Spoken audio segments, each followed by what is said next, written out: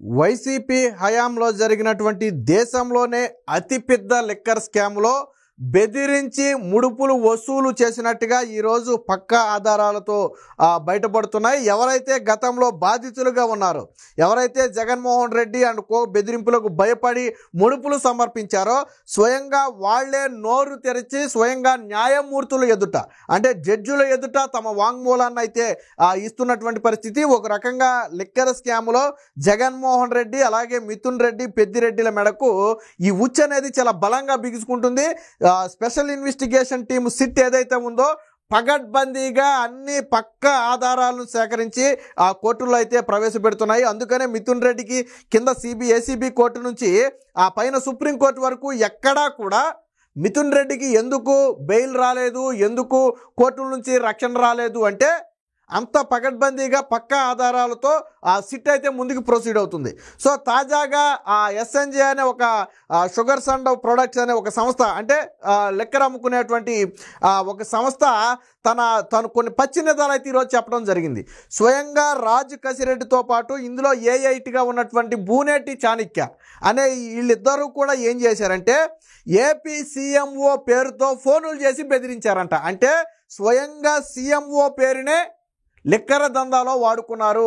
మేము Andhra Pradesh chief minister office నుంచి phone చేస్తున్నాం, సో మీకు లిక్కర్ ఆర్డర్లు కావాలి అంటే మీరు ఇంత ముడుపులు చెల్లించాలి, లేకపోతే ఆర్డర్లు రావు కదా, పాత బకాయిలు కూడా మీకు చెల్లింపులు పూర్తిగా నిలిచిపోతాయని చెప్పి ఒక రకంగా బెదిరింపులు అయితే చేశారు. అయితే మొదట్లో వాళ్ళు కూడా పెద్ద లైట్ తీసుకున్నారంట. ఎందుకంటే లిక్కర్ బిజినెస్ చేసే వాళ్ళకి ఏమాత్రం పరిచయాలు లేకుండా చిన్నగా ఏం చేయరు కదా, వాళ్ళ స్థాయి పరిచయాలు వాళ్ళకు కూడా ఉంటాయి. సరే ఇది ఎవరో కావాలని బెదిరిస్తున్నారేమోనని చెప్పి వాళ్ళు లైట్ తీసుకున్నారంట. లైట్ తీసుకుంటే తర్వాత ఏమైంది, వాళ్ళకి లిక్కర్ ఆర్డర్లు ఆగిపోయాయి, తర్వాత పాత బిల్లులు పెండింగ్ అయిపోయాయి. ఇదేంట్రా బాబు, లిక్కర్ ఆర్డర్లన్నీ ప్రభుత్వం ఆపేసింది, పాత బిల్లులు ఏమో ఇవ్వట్లేదు ఏంటా అని చెప్పి నాడు ఎండీగా ఉన్నటువంటి ఎక్సైజ్ శాఖ ఎండీగా ఉన్నటువంటి వాసుదేవరెడ్డి దగ్గరికి వెళితే వాసుదేవరెడ్డి అన్న బూనేటి చాణిక్య ఫోన్ చేశాడు కదా, మీరేమీ రెస్పాండ్ అవ్వలేదు కదా, చాణిక్య చెప్పినట్టు చేయండి, చేస్తే మీ ఆర్డర్లు పెరుగుతాయి, మీ పెండింగ్ బిల్స్ కూడా విడుదలవుతాయి, అప్పుడు చేయండి అన్నారంట. అప్పుడు అర్థమైంది, ఓహో చేసిన వ్యక్తి నిజంగానే పలుకుబడి ఉన్నటువంటి వ్యక్తి. ఆ రోజు పెద్దగా నమ్మలేదు వాళ్ళు, వీళ్ళ స్థాయి పలుకుబడి వీళ్ళకు ఉంటుంది కదా, సో ఎలా రావాలో మేము అలా రాబట్టుకుంటాంలే అనుకున్నారు. కానీ అసలు విషయం ఏమర్థమైంది, అసలు సీఎం స్థాయిలోనే దీని ఆదేశాలు ఉన్నాయి కాబట్టి ఇక మనమేమీ చేయలేం. ఆ రోజు వచ్చిన ఫోను ఏదో గాలికి వచ్చిన ఫోన్ కాదు, బెదిరించడం కోసం చేసిన ఫోన్ కాదు, అది వాస్తవమే.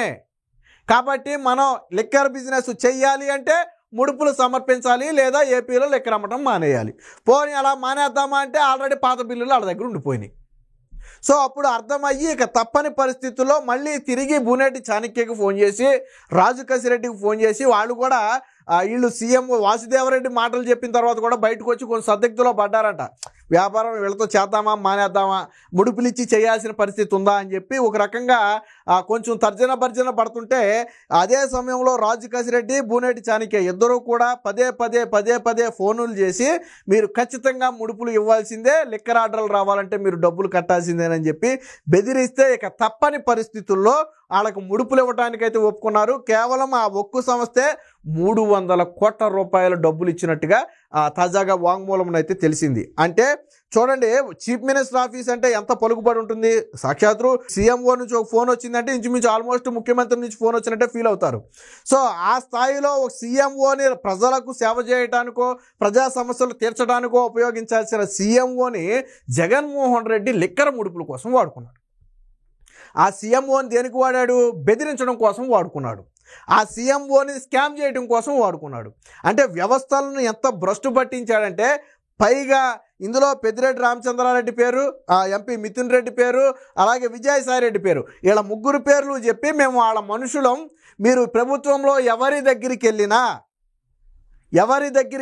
మిమ్మల్ని ఎవరూ కాపాడలేరు, మేము డైరెక్ట్గా వీళ్ళ మనుషులం, వీళ్ళు ముగ్గురు జగన్మోహన్ రెడ్డి మనుషులు, ఇందులో డైరెక్ట్గా వాళ్లే ఇన్వాల్వ్ అయ్యారు కాబట్టి మీకు రక్షణ దొరకదు అని చెప్పి బెదిరించే పరిస్థితికి ఈరోజు ఆ సీఎంఓని అయితే దిగజార్చారు. దీనికి సంబంధించిన వార్త కూడా ఒకటి వచ్చింది, ఒకసారి చూద్దాం. ముడుపులు ఇస్తేనే సరఫరా ఆర్డర్లు, సీఎంఓ పేరుతో మద్యం డిస్టిలరీలకు బెదిరింపులు, మిథున్ రెడ్డి సాయిరెడ్డిలకు అత్యంత సన్నిహితులమని వ్యాఖ్య, ఎస్ఎన్జే యాజమాన్యానికి రాజకేశ్ రెడ్డి బూనేటి చాణక్య ఫోన్లు సిట్ దర్యాప్తులో వెలుగులోకి. సో ఈ లిక్కర్ సంస్థలు ఏవైతే ఉన్నాయో వీటన్నిటినీ సాదాసీదా మనుషులు ఫోన్ చేస్తే వాళ్ళు మాట్లాడరు, పెద్దగా రెస్పాండ్ అవ్వరు. అదేదో వాళ్ళు, నేను ఒకటే చెప్పేది, లిక్కర్ బిజినెస్ చేసే వాళ్ళకి రాజకీయంగా పెద్ద పెద్ద పలుకుబడులు ఉంటాయి, మినిస్టర్ స్థాయి పలుకుబడులు, వాళ్ళకు ఉండాల్సిన పలుకుబడులు వాళ్ళకు ఉంటాయి. కాబట్టి చిన్న చిన్న వాళ్ళు ఫోన్ చేస్తే వాళ్ళు పెద్దగా రెస్పాండ్ అవ్వరు. కాబట్టి ఏకంగా సీఎంఓ పేరు చెప్తే ఇంకా గత్యంతరం ఉండదు, ఎలాంటి వ్యక్తి అయినా ఏమీ చేయలేని పరిస్థితి. చెప్పే కదా, సీఎంఓ అంటే ఆల్మోస్ట్ సీఎం ఆదేశాలతో సమానం. అది సీఎంఓ నుంచి ఫోన్ చేస్తున్నామని చెప్పడమే కాకుండా ఇక్కడ మిథున్ రెడ్డి, విజయసాయి రెడ్డిల పేర్లు ఎప్పుడైతే చెప్పారో వీళ్ళు డైరెక్ట్గా జగన్మోహన్ రెడ్డి మనుషులు.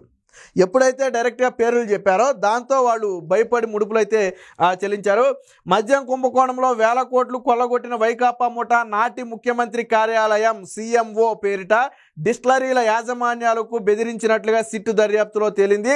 జగన్ పాలనలో అత్యధికంగా మద్యం సరఫరా ఆర్డర్లు దక్కించుకున్న ఎస్ఎన్జే షుగర్స్ అండ్ ప్రొడక్ట్స్ సంస్థ యాజమాన్యాన్ని కూడా అలాగే లొంగ తీసుకున్నట్లుగా వెల్లడైంది. సో జగన్మోహన్ రెడ్డి అత్యధికంగా ఆర్డర్స్ ఇచ్చినటువంటి సంస్థలో ఇది కూడా ఒకటి, ఎస్ఎన్జే సంస్థ కూడా ఒకటి.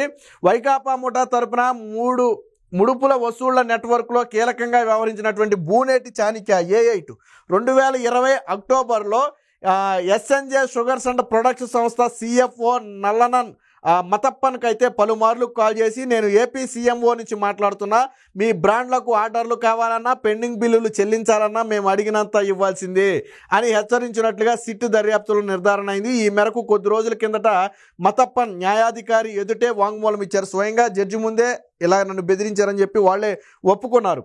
సో ఎవరో కావాలనే బెదిరిస్తున్నారని చెప్పి తొలుత యాజమాన్యం దీన్ని తేలిగ్గా తీసుకుంది. నేను ఇందాకే చెప్పా కదా, ఎవడో అంత వాళ్ళు ఫోన్ చేస్తారు, ఎవడ పట్టించుకుంటారు వీళ్ళందరినీ అని చెప్పి తొలుత లైట్ తీసుకున్నారు. తర్వాత ఏం జరిగిందో చూడండి. ఎస్ఎన్జే సంస్థకి ఏమైన తర్వాత మద్యం ఆర్డర్లు తగ్గిపోయాయి, పెండింగ్ బిల్లులు ఆగిపోయాయి. అప్పుడు అర్థమైంది వాళ్ళకు. దీంతో ఏం చేశారు, ఆ సంస్థ ప్రతినిధులు APSBCL అంటే అప్పుడు ఎక్సైజ్ శాఖకు MDగా ఉన్నటువంటి వాసుదేవరెడ్డిని కలిస్తే, చాణక్య చెప్పినట్టు చేయండి, మిగతా కంపెనీలాగే మీరు ముడుపులు ఇస్తే మీకు ఆర్డర్లు వస్తాయి, మీ పెండింగ్ బిల్లు విడుదలవుతాయని స్వయంగా MDగా ఉన్నటువంటి వాసుదేవరెడ్డి చెప్పాడంట. సో అప్పుడు ఇలా బుర్రకెక్కింది, చాణక్య అనే వ్యక్తి ఫోన్ చేసింది ఉత్తుత్తు ఫోన్ కాదు, నిజమైన ఫోనే.